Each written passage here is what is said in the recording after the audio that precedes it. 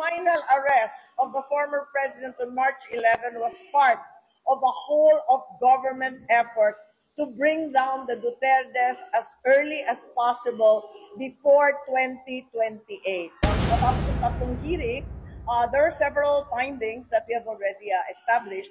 And firstly, that the arrest and transport of former President Rodrigo Duterte to the ICC is apparently politically motivated. And I have here the timeline clarifying exactly the political events. Shortly after, for example, when the former president started criticizing the constitutional change or the People's Initiative, the government responded by saying that the Philippines was an open country and could only stop the ICC if it did something illegal. A clear pattern begins to arise where major political incidents precede significant statements and actions of the administration cooperating with the ICC. After the former president attended that Quadcom hearing, the administration responded with a statement of the executive secretary saying that local authorities would consider cooperating with the Interpol. After that, when the pro-administration congressmen were told to tone down, to impeach because of the massive peace rally of the Iglesia ni Cristo, the administration responded by concocting Oblan Tugis, or Operation Pursuit, followed by the statement of the Secretary of Justice that the Marcos administration is open to sitting down with the ICC to discuss areas of cooperation. So it's apparent that the final arrest of the former president on March 11 was part of a whole of government effort to bring down the Dutertes as early as possible before 2028. So maliwanag to, no? Sa umpisa, yung constitutional change or the People's Initiative. Thereafter, the Committee on Human Rights and the Quadcom. And thereafter, the ICC started arriving as of October. The foreign investigators, lawyers, etc. Started to work on obtaining a warrant of arrest.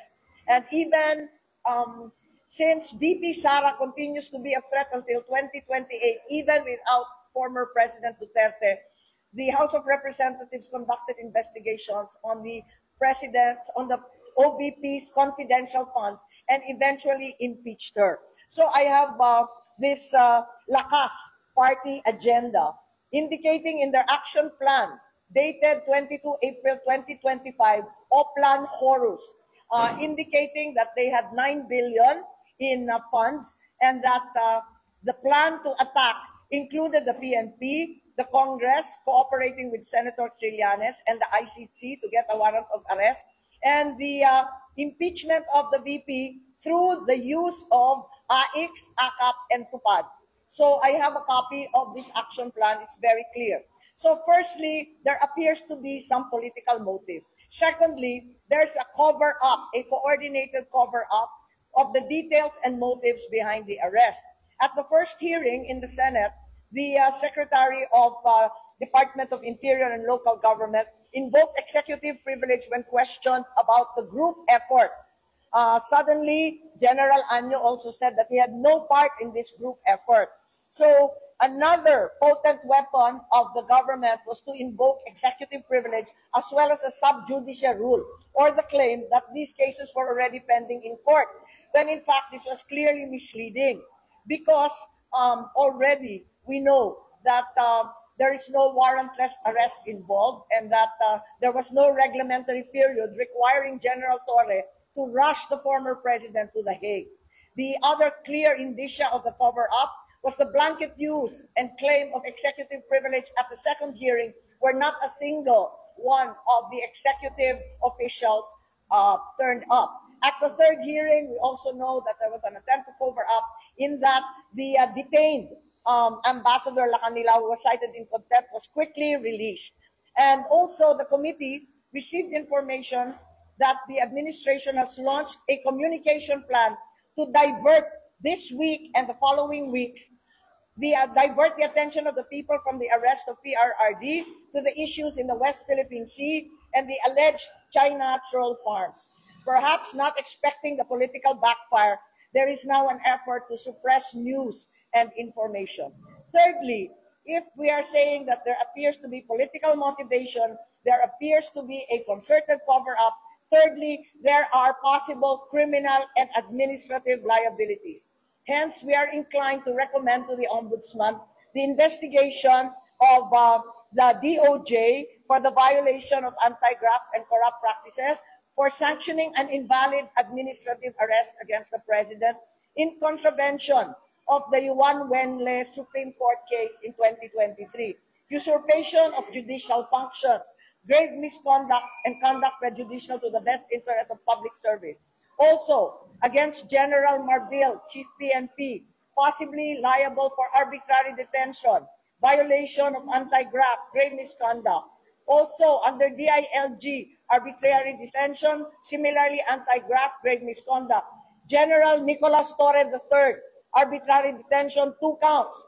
First, under former President PRRD, the other against former Executive Secretary Medialdea. Secondly, violation of RA 7438 for not allowing VP Sara to enter as counsel and as immediate family, and forcing former President Duterte's lawyers to leave him. Violation of 3019, allowing himself to be induced or persuaded to perform an act in violation of laws, regulations, and rules in connection with his official duties. Fourthly, grave misconduct and conduct prejudicial to the best interest of public service. The fifth person who may be liable, and I recommend an investigation be undertaken for possible charges, is Ambassador Marcos Lacanilao. Number 1, usurpation of official functions under the Criminal Code, Article 177, false testimony and perjury in solemn affirmation under the Revised Penal Code, Article 183, and conduct prejudicial to the best interest of the service.